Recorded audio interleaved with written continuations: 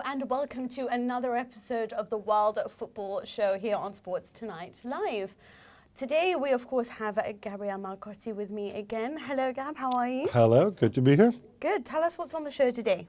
Well, obviously one place to start in the center of everything, and that's under the gaze of La Madonnina, the Milan derby, Milan and Inter. And I think it's safe to say, Mina, that Serie A title race has been reopened. Well, to be honest, I mean, you know, they put all that pressure saying if they didn't win it, then they'd be out of the title race, and everyone was accusing Milan of mind games. So Inter lived up to their potential. Got to say though, Ranieri is a brilliant tactician when it comes to these things. Yeah, Ranieri's record in derbies is unbelievable. It's I think in Spain and Italy now it's 9 wins and 1 draw, no defeats. Lost a couple derbies at Chelsea, obviously, but that's understandable. There's so many in London.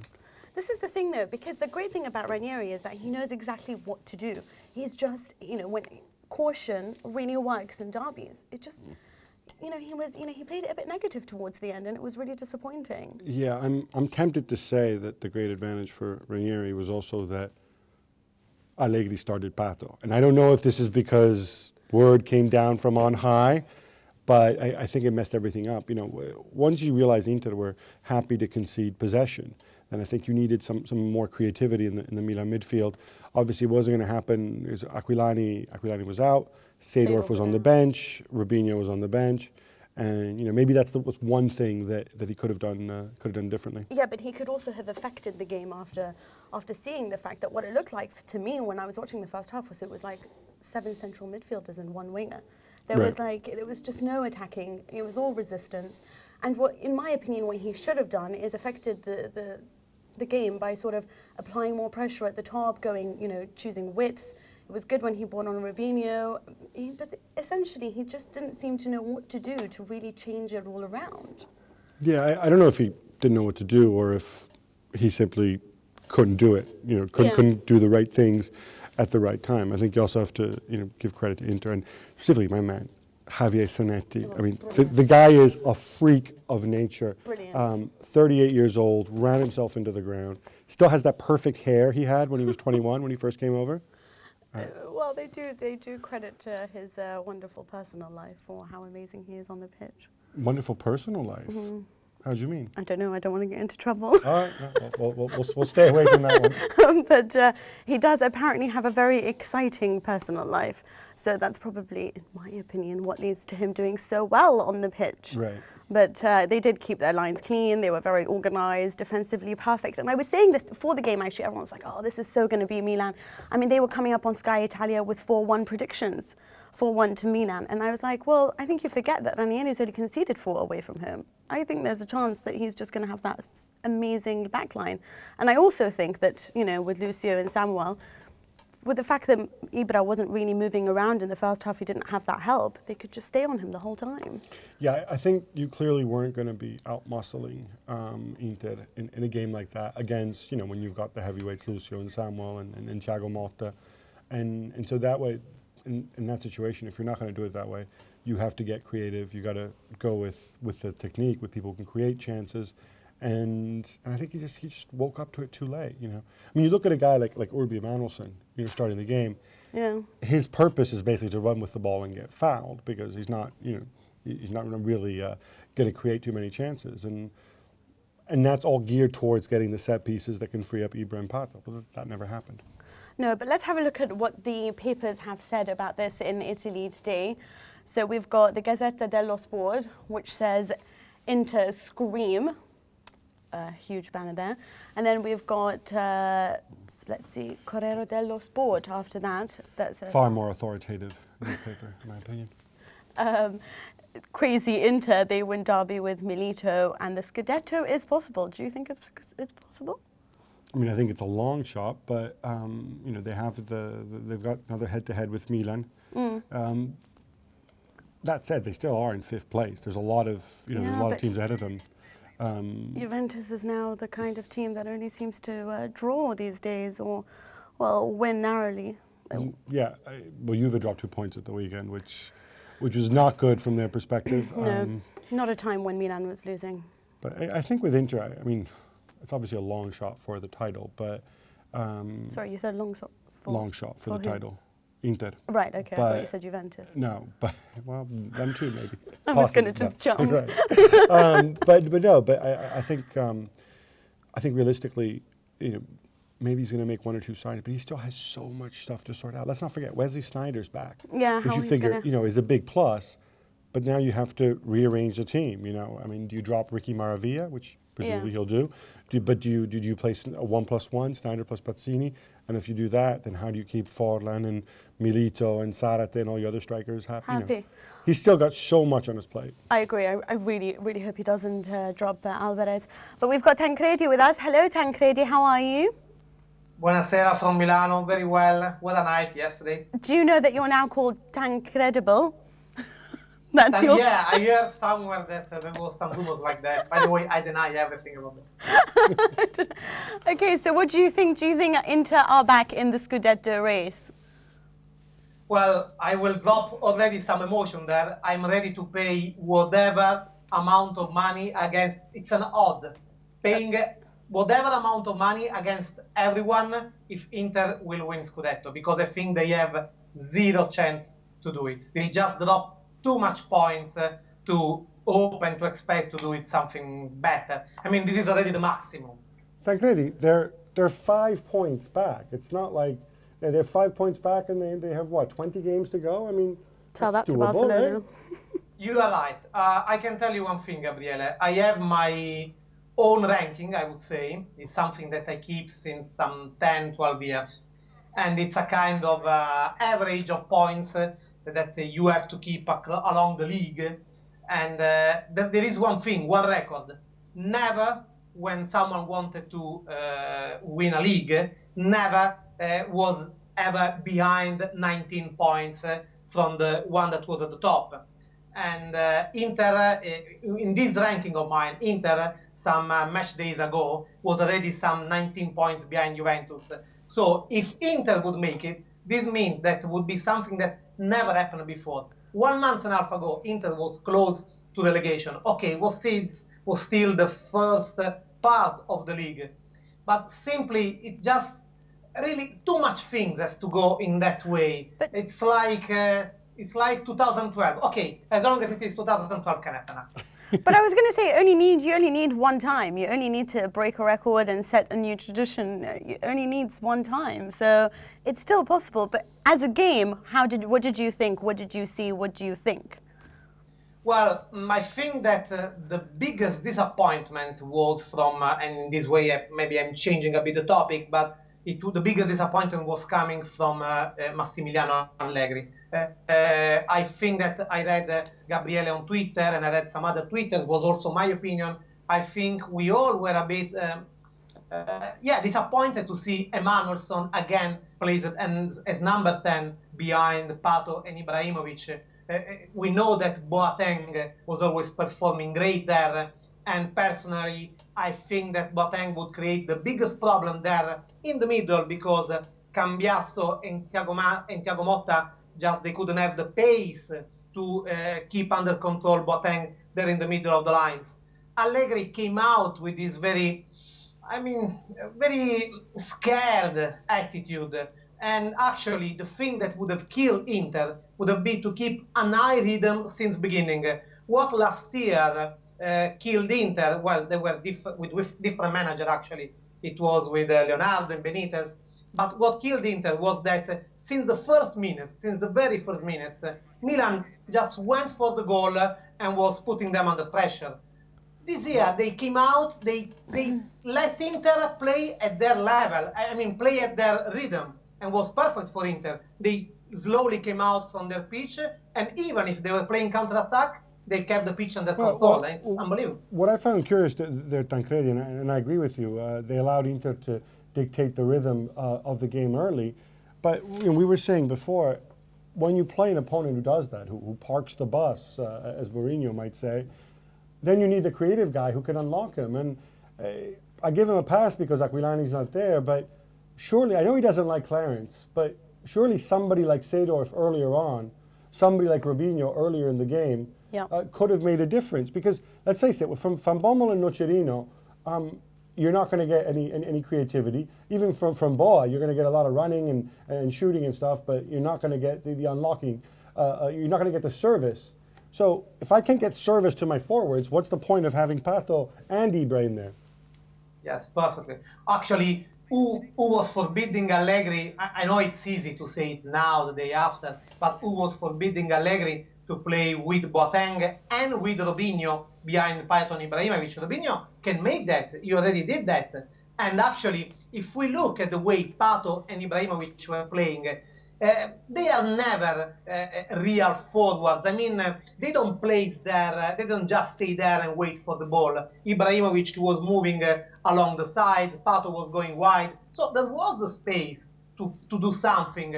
Allegri just waited for the chance. I mean, too much confidence in Ibrahimovic. He scored, if I'm not mistaken, 7 goals in the last 6 games. So probably they thought, okay, we are keeping the game under control. Sooner or later we will have our chance. And they couldn't react after the goal. Actually, Gazzetta dello Sport said Ibra was coming off 7 goals in 6 games. When you think you're God, taking a rest on the 7th is natural. But do you think now Tevez could essentially go to Inter now that Milan have all but given up, despite the fact that Kia, his advisor, doesn't think, he thinks that this could still happen to Milan? Yeah, well, I don't know if you already gave this news. A couple of hours ago, it's been announced that Manchester City turned down the offer of 25 million euros plus bonus from Inter. My opinion is that probably Moratti is celebrating twice today because Manchester City is turning down this offer. I think that, well, maybe PSG really can make it. I don't think, honestly. Tancredi, though, do you really think that this offer from Inter, do you think it's real, or do you think it only exists in the heads of Manchester City and Massimo Moratti? Because it seems so irrational, so calculated purely to mess up Milan, that I don't think it's real. Are you buying into the conspiracy? I think it was a kind of mind game. A kind of triangle between Mancini, Moratti, because actually in some way Manchester City is against the wall. They have this Tevez on the shoulder. They want just to get rid of them. If there would be just the Milan bid, probably they would have to surrender to that. In this way, they called in the game also PSG, because PSG already was having the taste to get Pato. Now they want to sign a star. I think there was actually a kind of mind games from everyone. So do you think that more than anything, he'll just end up in PSG because they will end up continuing to raise their offer, and looking at the fact that Inter's now interested and really interested? Do you think this is just a ploy to sell him to PSG eventually, just for a really high amount? Well, yeah, actually, Carlos Tevez, through Rzouki, said that he doesn't want to go to PSG, but I mean, first of all, there are still 15 days to go, and I think there is still a lot of things to write in this story. Honestly, I don't think that really Inter will raise the bid. I really can't imagine now. Today also, Claudio Ranieri said, honestly, in this moment, we don't need Carlos Tevez. What do you want more than that? No, And Milan is still hoping to that, because Milan got the complete deal with the player. It is just to persuade Manchester City about giving on loan the player. I think it is, if I could talk with percentage, I would say 40% PSG and 30% Manchester City, 30% Milan. Okay. Well, I wanted you to actually have a look at something else, because all this talk of Milan and Inter is disturbing my Juve faith. But I actually I wanted you to have a look at We talk about Krasic's miss? No, let's not talk about Krasic's miss. What do you expect when you bring Krasic who has... Okay, anyway. Ronaldo, he made his Novara debut, and of course they couldn't get the spelling of his shirt right. Did you look at this? Yeah, this is poor Mr. Rinaldo, former Palermo defender. He goes to Novara in the very efficient north of Italy, right? And they spell his name Rinuado on the back of his shirt for his debut. I mean, that's just unacceptable, isn't it? I mean, he had an unacceptable debut as well, though. It's. I mean, I think this. I think poor Mr. Rivaldo. I think it's going to be tough for Novara to stay up, especially if they do as good a job putting their team together as they do putting the shirts there. But do you know who Novara's president supports? Which team he supports? He must be a Juve fan, right? Yes, of course. He's a What Juve else? fan. Yeah. No, but it's quite sweet, really. Daquindi, let's go back and talk about Juve's dropped points, just to please Mina. No. I don't want to talk about that because we know that they're not doing very well, and Krasic missed, and Del Piero was rubbish, and everything, all of that you'd like to talk about. It was a missed opportunity, but they'll get back in there. What about Palermo? Bartolo Muti. What is your opinion? Do you think he's going to get the sack? Because he really ought to get the sack, in my opinion. Well, to me, yes. Yes. Yeah. Well, I think that also with Zamparini there is a lot to see and in this story. And I mean, Bartolo Muti is really not at all warming the heart and the mind of Zamparini. And my opinion, my humble opinion, is that one more negative result and in he's this out. week, and Muti will be sacked, and Mangia will be back. Now, for our listeners who don't know, Zamparini is somebody who, in my opinion, belongs in a straitjacket or a cage of some kind. But, Tancredi, why do managers continue working for this man?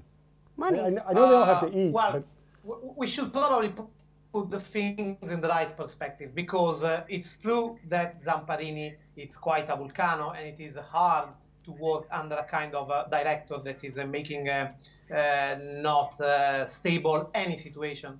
But at the same time, we have to remember one thing. Zamparini brought back Palermo, that is the fourth or the fifth biggest city in Italy, brought back Palermo in Serie A after, if I'm not mistaken, 36 years, something like that. Okay. And put in Palermo a lot of money. So still is anyway a good chance for manager that otherwise wouldn't have chance to work for a medium high-class club in Serie A. So I of agree, course they but accept. Tancredi, I'm really sorry. I'm going to have to say bye to you now because we're running out of time. But thank you so much, and we'll probably see you next week because you're like our Tancredible.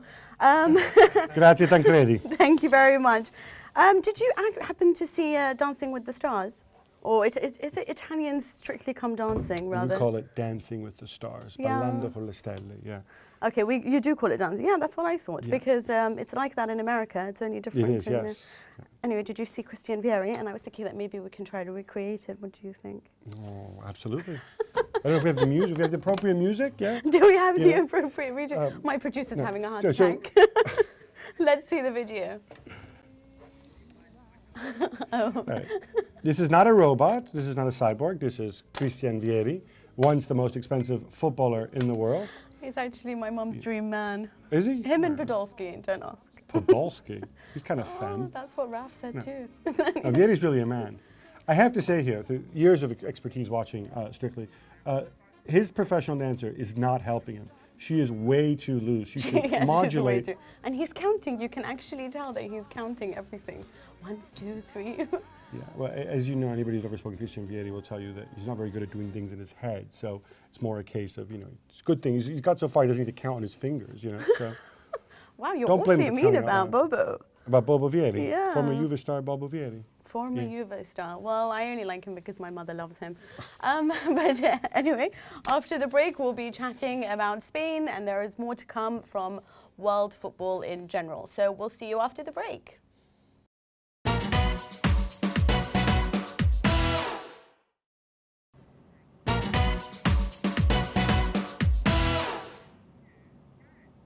You're back on the World Football Show, and with me, as ever, is Mina. Time to turn our attention to Spain and the little big man, Leo Messi. 3 Ballon d'Ors already. Of course, he won it last week. I think he's pretty much a dead cert to beat the record, which is, he's equaled the record of 3 Ballon d'Ors. Okay. Is he the best ever? Well, at least for now, we agree he's the best in the world, so we don't, I think, need to have much of a long debate about that. But what do you make of his sense of timing and occasion? What, in winning this Ballon d'Or now? Well, and specifically in his choice of attire on the evening. Well, as a fashion expert, and I say this only because I work for Vogue, I actually think it was a rather fabulous suit. I mean, I would never agree to someone that I was going out with to ever wear such a suit. At least not in public. Because I think I wouldn't fancy him anymore. But you have to say it's very fashionable. It's very va woman. For someone who's so a good guy and rather boring and dull, it was a little bit adventurous, no? So we like it when people dress up for award ceremony, right? We don't feel they need to wear sort of the obligatory black tie or anything. Will you be wearing one of them next week? This is not quite the World Football, the FIFA World Gala with my buddy Set, but I could be rocking one of those. Why not? I think so you too. never know. Would you go for this color? I think you should go for purple. I am more into purple, yes. I think so. I think it would suit your tones much better. So you don't like the suit? No, I think it makes him look a little and you silly, don't but think you don't think it's couture, so you think it's off the rack? It does not look like a bespoke suit to me. I don't think it fits him. It fits him properly the way it should. I don't know. I rather think that it's a bespoke suit. But anyway. You're listening to the World Fashion Show. Anyway. Back to Spain. Yes. So, what do you think of how Barcelona and Real Madrid are going for it? Well, we keep hearing about the rest of La Liga is not competitive. They're all rubbish. They're steamrolling everybody. Yes.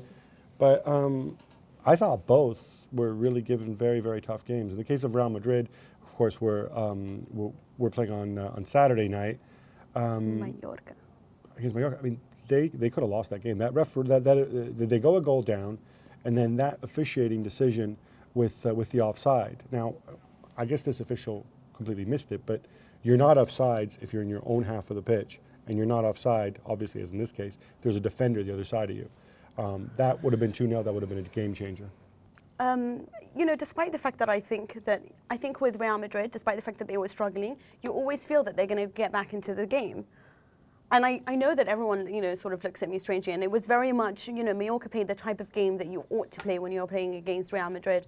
But I do think that there was when it started to hit 75 minutes, you were like wondering whether this was going to happen. But it's Real Madrid. You almost think they always find a way. I don't know. To me, in fact, actually, it smacked a bit of, I don't want to say use the word panic with Mourinho, but, when you go and you chuck on all the strikers and attacking players, you finish the game with 3 defenders plus Xabi Alonso and a bunch of attacking guys. I think it just underscores how important he thought that particular match was. Everything is important. Do we have Tim? Yes, we do. We have Tim. How are you, Tim? I'm very well, thank you. And you? Very well, thank you. Tim, we were just talking there. I don't know if you heard us, but Mourinho's substitutions, it's the kind of thing that, I heard a lot. I was watching over here on Sky, and they're talking, Mourinho's genius substitutions. He gets them right. He wins the game. It's Jose. But it also kind of struck me as kind of basics. I think a child would have done, like, I think I'll go gamble heavily, take off my defensive players, chuck on some attacking ones, and then keep my fingers crossed. But it worked. It worked. It wasn't rocket science, and it certainly wasn't genius either. And it shows how much that Jose Mourinho's learned since being in La Liga. His debut in La Liga season well at Mallorca, it was a 0-0, and he came away from that saying, you know what, not a bad result. A point's not a bad result. And he's realised very quickly a point is a terrible result in La Liga, and of course is even worse when you're so close to Barcelona. It was the kitchen approach, throw everyone on the pitch, one of them, and in the end it was actually who is caused by Real Madrid fans, some sections of the fans, not being a big game player, but I think he's always there for the crucial comeback goals. Was a player who raised a few eyebrows when he was signed over the summer from Espanyol, a spectacular player, but he's been doing brilliantly this season. It paid off for Mourinho. He knows the Liga is the most important tournament perhaps for him this season, and he must win it, and he's losing to do. Do you think both teams are sort of struggling with complacency? Both Barcelona, who sort of went into that match against Betis thinking, yeah, we'll win this, it's at home, and then sort of Real Madrid with the way that they were struggling. Do you think both of them just are a little bit arrogant now? I don't think it's arrogant.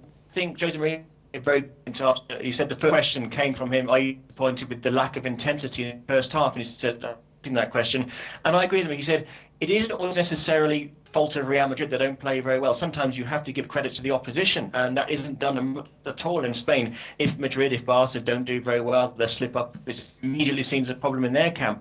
But let's give some credit to Mallorca. Let's give some credit to both teams played extremely well and put up a good competition. As Pep Guardiola said, everyone expects them to steamroll 4, 5, 6 goals every time. That isn't always going to happen, and that's what happened at the week. So I don't think there's complacency. Maybe again Barcelona foot off the gas a little bit, but Real Madrid were really, really pushed in the first half, and in the second half they just threw everything forward. It was, as Gav said, it was a gamble that worked on this occasion, but it may not have. It could easily have been 2-0 to Mallorca. Well, let's talk a little bit about Real Betis and the manager, Pepe Mel, who, to those of us who are sort of Anaraki Euro snob, Pepe Mel is sort of this year's version of Jurgen Klopp. He's the, foreign guy from the slightly smaller club who suddenly gets all this attention and we all love. He does play some rather interesting football, possession-based, fearless football, putting on another striker. Was that the key to the game, or was the key to the game that this was one match where maybe playing 3 at the back wasn't the cleverest, going out there without Gerard Piqué wasn't the cleverest, and maybe Pep Guardiola, that is, paid a price for it? With Betis, they were the form side to say. They were top of the league very early on in 4. Then they managed to only win 1 in 10. Now they're on a streak before the Barcelona game of 3. Obviously, that was a defeat. But when they're in form, when they're confident, they're an extremely good team. They took apart Atletico season with fantastic wing play, all the players interlinking, but it can go horribly wrong for them, as they had a terrible run, which very nearly saw Pepe Mel sacked. He does like to play the ball out of defence. He does like to play smaller players, again, in the Barcelona style, quite often a 4-3-3, pushing the fullbacks forward. Problem he's got is the fullbacks are not always that good at defending. And he was a little bit unlucky.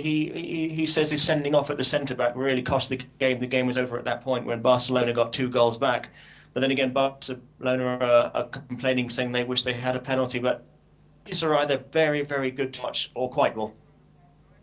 I would actually say, I have to say something that's really great about the fact that they kept Pepe Mel on, despite the fact that he had those string of bad results. And, they showed faith. And I think he had something like 1 from a possible 30 points at one stage. And yet they stuck with him through it. But he does play this really nice type of football, like you said, playing the ball out from the back. And the fact that he noticed Barcelona had 3, do you think he just thought, if I put everything in this and we believe in our style of football, which is very much what Barcelona do, they believe in their style of football. So Betis did that, and then they managed to conquer Barcelona. So should more people just go ahead and take that sort of risky approach when facing Barcelona? Because too often or not, we see sides getting a little bit scared. Yeah, that's a good point. You might as well go for it. More teams are certainly being going this season. The lack of form for Barcelona in some of the smaller grounds like Getafe, Real Sociedad has made teams think sense blood, you could say. So now at the Camp Nou, teams might be less settling. Saw Atletico Madrid go there in a very defensive manner and got thrashed 5-0, and they were trying not to concede. And Betis, again, Pepe Mel thought, we might as well, people are expecting us to lose this game, let's throw everything forward, let's play them on their own game.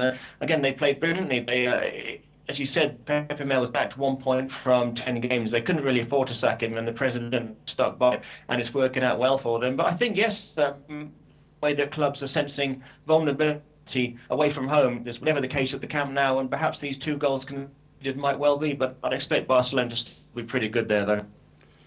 Tim, Atletico Madrid, one of the more universally recognized basket cases in the world game.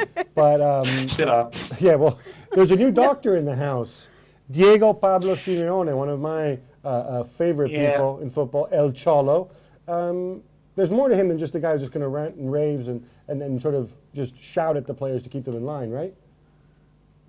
He hasn't got anything more, and this is speaking to colleagues in Argentina as well. He hasn't had a particularly spectacular record in Argentina, didn't lead the clubs in a very good way. And beforehand, he's been saying, well, we're going to play more intensively with passion, with heart and love of the shirt. Although they beat Villarreal 3-0, Villarreal weren't really good, and the first goal for Atletico was offside. The second one was from a foul outside the box.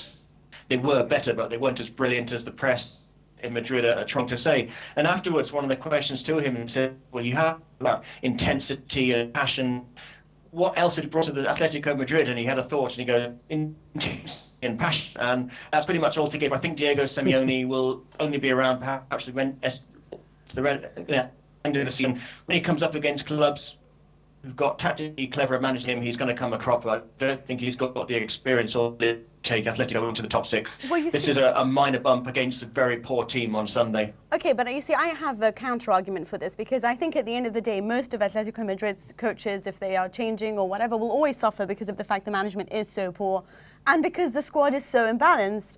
Their back line, in my opinion, is atrocious. But I think more than anything, they have a brilliant attack. And the only thing that seems to sort of might work for them is if they have someone who can get the passion back in there and sort of get them fighting in the way that Levante were last season and they are this season. I mean, now also it's the benefit of tactics, but do you not think the fact that that is what he is bringing, and maybe only think that he is bringing, enough at the moment for a side like Atletico? I think that's the point, but I think it's only going to get him so far. He's very much a populist. When Diego was substituted, he was out on the touchline applauding the crowd, getting the crowd to support him and making sure he hugged all his substitutes. And he's bringing a team spirit into the Atletico Madrid side, but again, it's only going to get him so far, I think. He's a scary character, any of this face, a press conference there on Sunday, and he was just staring intently at the press. And I have a feeling when things do go a little bit wrong for Atletico Madrid, it's going to get quite nasty, and there's going to be some very police is going to say, actually, do you know what you're doing? Let's wait and see what happens away from home with Atleti. They've yet from home in Diego Simeone's first game against Espanyol. They did pick up, I think it was at Espanyol, they pick up a point, and let's see if they can pick up wins away from. If not, it's more of the same. Went down the tense spirit of the shirt route with Quique Flores, who I thought was a great manager, but just with the president, so who knows, that could happen. I'm skeptical. Okay, well, thank you, Tim. That's all we have time for on Spain. But we're heading now to a break. But when we get back, we'll be kind of arguing a little over Germany. It's such a shame Honigstein is not here. But we'll be back in a little bit.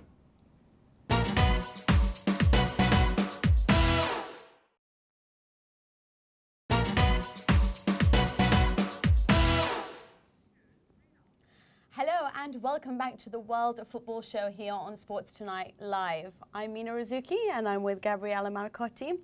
And now we're going to actually be discussing Germany.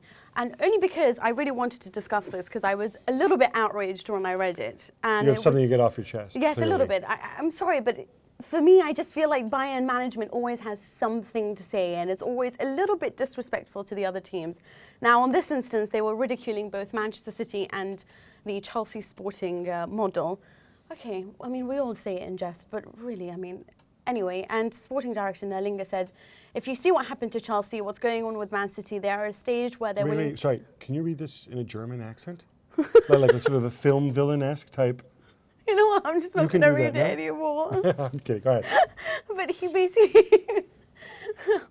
And they liked to anyway, and he basically likened the fact that they were playing with toys, which I think is quite, firstly, don't talk about other people. Secondly, you are the Man City of the Bundesliga. You go ahead and just... I'm going to put him on my Christian Nährlinger defense here. Yes, I know he's like your idol. No, he's not my, but he's a nice guy. But I think his point is that they have to live within their means. They've decided to live within their means. They turn a profit, so if they spend some money, that's fine. But the broader message that he's giving is Chelsea and Manchester City, under financial fair play rules, won't be able to go and do this.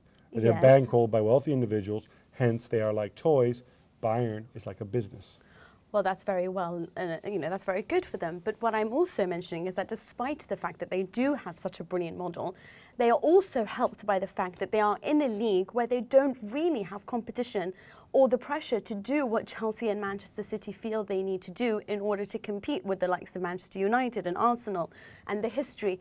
So, when you have a squad like Borussia Dortmund being your only real competitor at the moment, who have themselves admitted that they can't really, on that sense, But you know why Borussia Dortmund can't compete financially? Because of what happened all these years before when they went bankrupt. Because they went bankrupt before, they accumulated a lot of debt. Debts. Yeah, and they're trying to pay back that debt. That's also because in Germany, you have rules.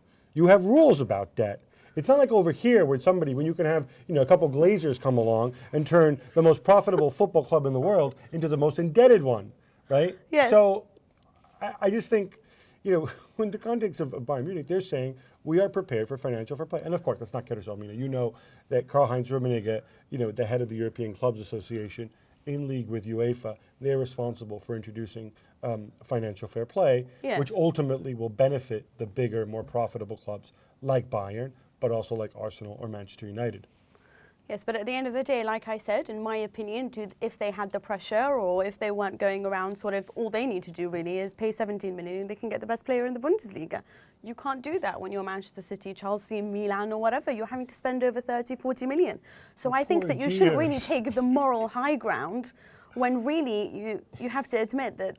He's using this as an explanation of why they cannot spend a lot of money. And they cannot spend a lot of money because they need to show a profit. Chelsea and Manchester City, until now, could show a loss so they can spend more. That's all the poor man's trying to say. Lay off him. Yes, yes. He's a genuinely... Let's talk some Hanover. Let's talk about something more fun. Okay. So they've been asked to disclose their sexual interests. Okay, you obviously... I'm very you found excited. this fascinating.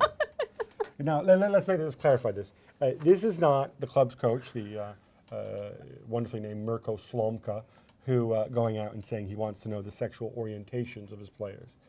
This was a survey, a psychological survey that it contained a total of 128 questions, including things like what your favorite foods are, do you sleep on your back or on your side, that sort of thing, and also some which were of a more private nature, shall we say. Do you mind, Gabriele, if you just tell me what are the questions or which statements that it is that they had to agree with or not agree with? Okay, they had to agree or disagree, you could disagree, with such statements as, I am what you would call sexually unrestrained, I want any sex I can get, or I have a lot of erotic fantasies. Now, I'm sure this will now be clipped into some goofy YouTube parody segment, but I don't quite get the purpose of this. But because it's based Freud on was Germanic. Maybe it's a Teutonic type of thing. It's actually based on a book, which unfortunately I don't have here, but it was revolutionizing behavior at the time in the fact that you can really divide people into 16 basic categories by asking such questions. Now, I would love to know what Cassano or Maradona would say, because I have a feeling that they would tick all three. But yeah, that was what the basis about it is. To be fair about Cassano, in his autobiography, he was very clear about it. He said, the only thing he loves more than sex is food.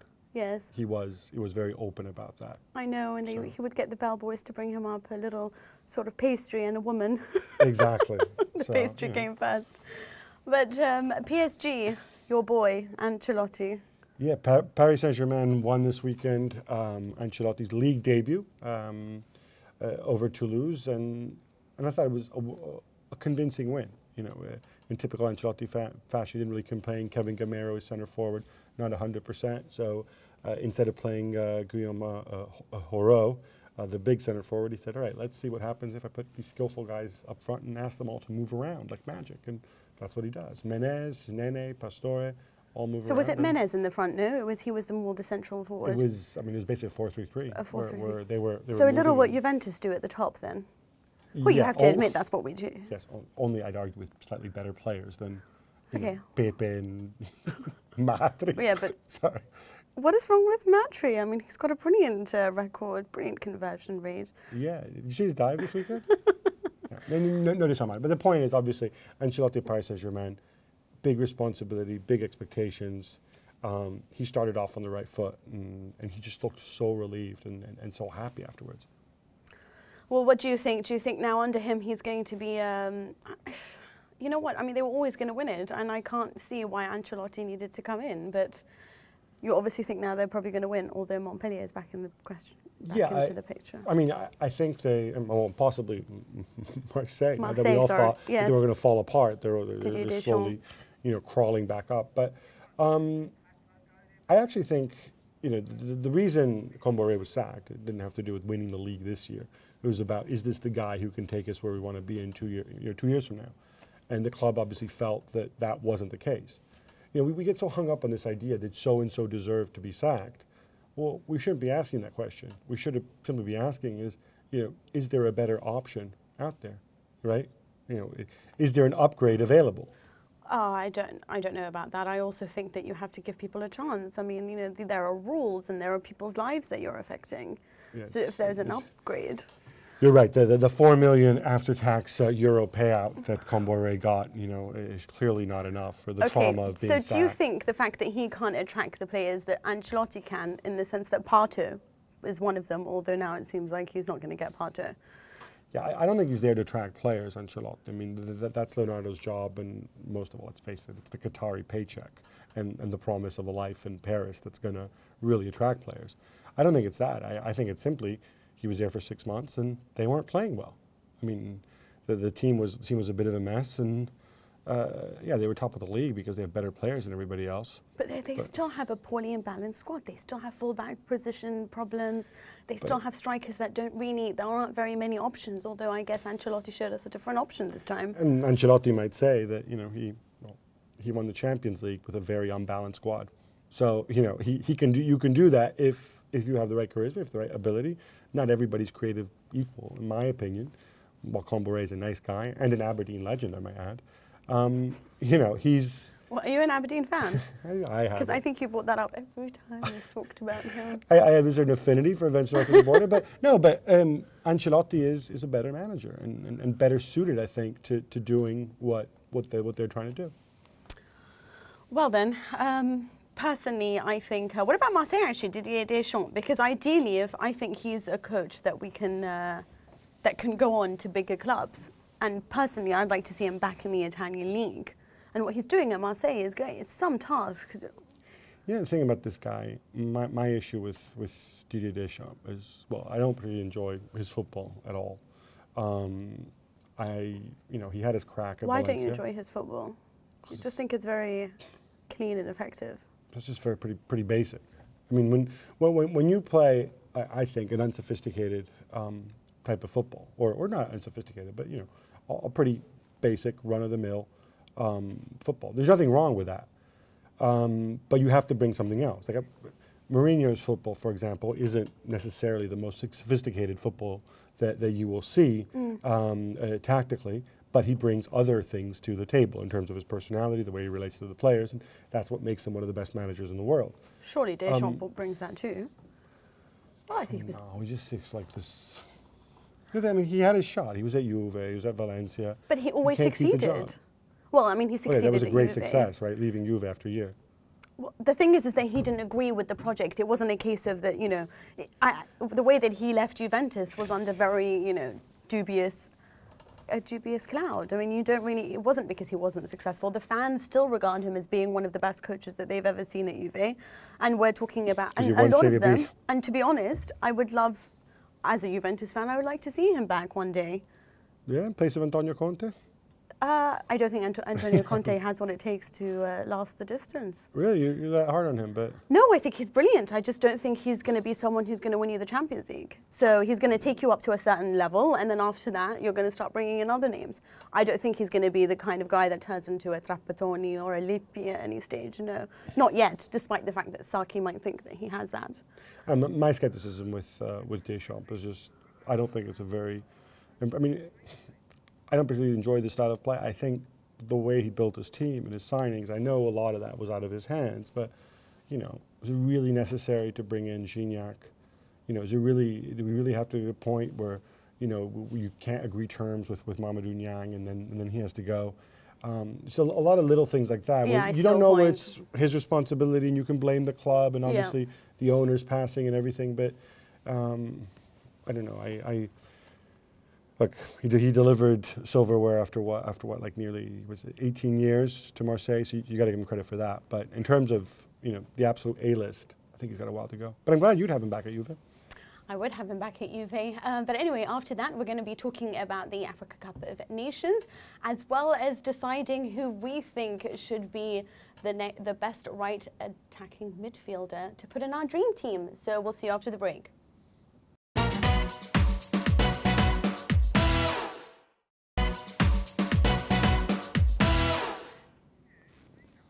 Hello and welcome back to the World of Football show here on Sports Tonight Live. And we're back to discuss the Africa Cup of Nations. But before we do, so we've heard of Cannavaro going to India, and now it's Rivaldo going to an Angolan club. Yeah, and now I should clarify here. Cannavaro just going to India for this little league. Which only, it's 8 weeks. It's like the IPL. I know you're a huge cricket fan, Mina. Yes, huge. Aren't we all? But this is different. This is, I wrote a story about this in the Wall Street Journal. Rivaldo apparently 5 months ago, he bought a piece of land in Angola, and he himself says he was unsure why.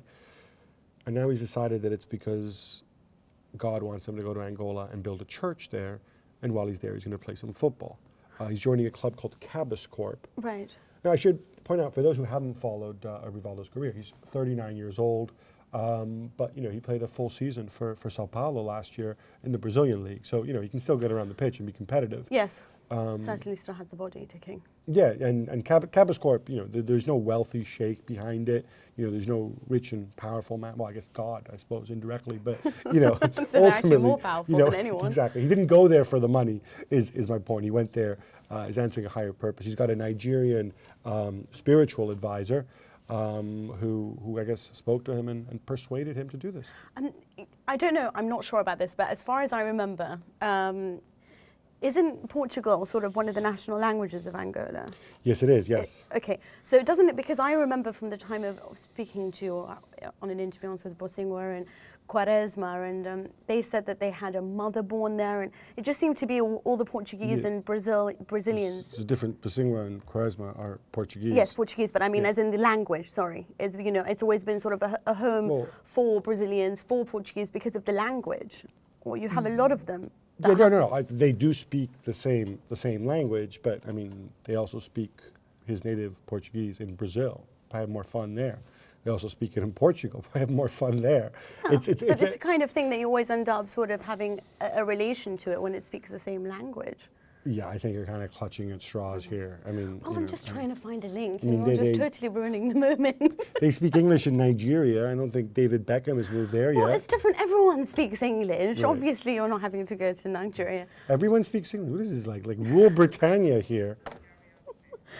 Anyway. The pink bits on the map. Yeah? Nigeria, of course, isn't in the African Cup of Nations. There are a lot of actually teams missing, including. Oh, we can hear our Skype. I think that could be our guest. Yes. Well, exactly. The tournament, as you know, starts at the weekend, and I'll tell you what, qualifying for this tournament was an absolute bloodbath of big names, because 4 of the 6 African nations that were in the World Cup didn't actually qualify for the Cup of Nations. You mentioned Nigeria there, Cameroon's another one, South Africa, Algeria. Egypt, who weren't at the World Cup, but bottom of the group, and they've won the last 3 Cups of Nations. Yeah. So, in terms of name recognition here, I think you're looking, Ivory Coast, obviously, they look on paper like some kind of dream team. Ghana, Senegal also. Senegal, very strong. Definitely. We've got Gary Al Smith on the phone. Hello, Gary. Can you hear me?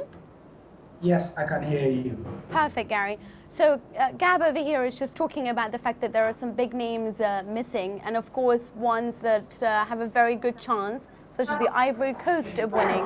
What do you think are the chances for them this time, and including Ghana, who has had some key injuries?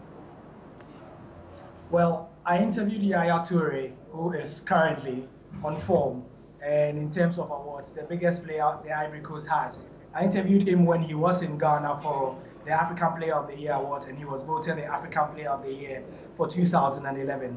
And he told me himself that he feels this is the time that they have to win the trophy. And if he doesn't win the African Nations Cup before he retires, he would have been a failure, despite the fact that he's won the African Player of the Year and he's won the FA Cup and a few other trophies in between. And so for a player of his stature to say something like that, I think it gives us a clue as to what is going on in the Ivorian dressing room. Now, the Ivorians themselves are pretty much excited about the prospect. But then again, they're also worried about getting that far and repeatedly not being able to deliver, because the past few tournaments, they've shown a lot of promise, and then at the late stages, they haven't done too well. There's a story, a personal story I have about why probably the Ivory Coast don't do well. In 2008, they were in Ghana because the Nations Cup was held here. And I went on a night out during one of the free days. And guess who I met? I met the Ivorian players at a nightclub, you know, one day before their game. I met them at a nightclub one day before their game, you know. As you do. And it's the kind of behavior that consistently gets them down. I mean, everybody knows those guys are a fantastic blend of international superstars. The only weak link the Ivory Coast has repeatedly has been their goalkeeper, but it's never been a problem because they've had such a solid defense. They've had a wicked midfield and just a blistering attack. And this time, we all know about the kind of attack they have. They have so much in terms of firepower that it's likely that Seydou Doumbia, who plays for CSKA Moscow and was voted Russia's Player of the Year, is going to be on the bench. Seydou Doumbia said he doesn't favor the 4-3-3 formation his coach plays, but he likes the 4-4-2. And Francois Zawi, who is the coach of the Ivory Coast, says he prefers the 4-3-3. So it means that probably Seydou Doumbia might play a big part in the African Nations Cup, despite the fact that he played in the final few games of the qualifiers when Didier Drogba was not around, if you recall, because he had that injury with Chelsea. So that's the way it's looking. They are that good. But, I mean, for you guys in London, I'm sure the focus is going to be on the players who are based in England, like Kalu and the others. Yeah. Kalu also is doing so well in the run-up to the Nations Cup. Today they played Libya. The match ended about 2 hours ago, and Kalu scored the only goal. They played it in Dubai. That was the final game for the preparation for the African Cup. And then the other day they played another one and Kalu scored as well. We're going to have to stop you there, but thank you so much for that, Gary. We'll be checking back with you next week to hear an update on what's happening in that tournament. But now we have about a minute left to discuss our dream team, and of course we can see the results of who won. I'm really, of course, annoyed about this. You're clearly not listening to all the instructions I am telling you, nor the amount of tweeting that I'm doing is helping. But last week we were trying to decide between us over who the best defensive midfielder was. Redondo didn't come first. Rijkaard did. So Rijkaard 22%. Roy Keane, which my choice, of course, was a bit closer than Redondo. Let's think of the actual audience that we have. They're more likely going to go for Roy Keane than Redondo. Why? Just identifying, with one of their own. Well, they're all Irish people with. Well, there's more Irish people watching the show than there's going to be, Argentines. Yes. Right, fair enough. Lothar Matthäus came at 16%, and Redondo had 16%. So essentially, he is third. I don't know why he is shoved in fourth on this occasion. But now we're going to be talking about the right side attacking midfielder. Who's your choice? We have 20 seconds. I interpret this as a midfield three. There's only one choice for me. I like to call him the whole freaking show. And also, in honor of Gary Al-Smith, it's Michael Essien. Oh, okay. And why anything particular about him? You just think he's the best thing? He's like RoboCop. He runs like a maniac. He wins the ball. He's very technical as well. He can score. He can pass. Okay, but I really don't think he's anywhere near as brilliant as my choice. And this time I'm going to go for one of our own because I've got to start winning this. I've gone for David Beckham. Oh, okay, David Beckham. All right. Well, I mean, don't even look like that. Come on, we're talking about one of the greatest I've been English on two players. shows. You have Redondo last week. You have David Beckham this week. I like to keep it unpredictable. What do you want me to do? Some might say it's rather predictable. Well, I'm really sorry, but did Essien have a film named after him? Bend It Like Beckham? Who could do a free kick like Beckham? Who can play? Who has the captain-like qualities that Beckham has? All the amazing 4 children. Beckham's young enough. Essien could be Beckham's son. Okay, that's how. That's the age difference between the two. Give him time. He'll have a film too. He'll have a film too. Bend It Like Essien. But okay, that's actually all we have time for today. Please join us next week, me and Gab, and we'll be discussing more from around the world. See you.